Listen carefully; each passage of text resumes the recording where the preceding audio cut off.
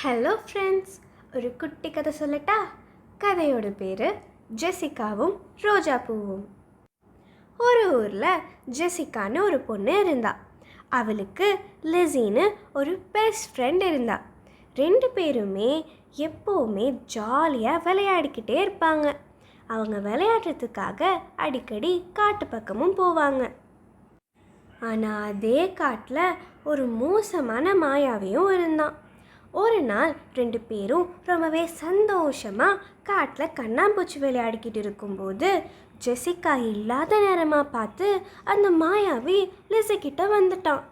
Lizzie அவனை பார்த்ததும் ரொம்பவே பயந்து போயிட்டா.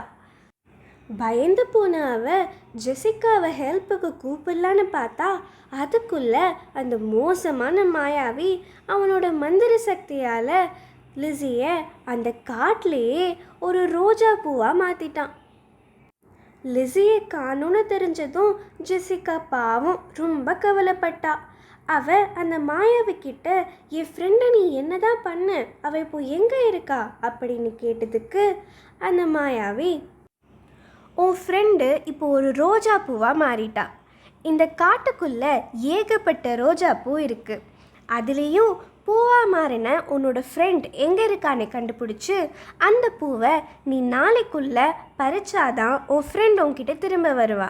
அப்படி இல்லைன்னா அவன் நிரந்தரமாக அவன் இந்த காட்டுக்குள்ளேயே ஒரு பூவாக தான் இருப்பான்னு சொல்லிட்டு அவன் மறைஞ்சே போயிட்டான். இப்போது ஜெசிகாக்கு என்ன பண்ணுறதுனே தெரில.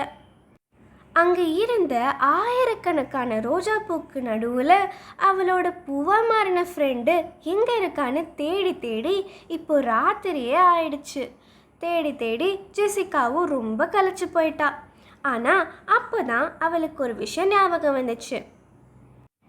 அன்னைக்கு காலையில் தான் அவங்க ஊருக்குள்ள ஒரு பயங்கரமான பனி புயல் வந்துச்சு.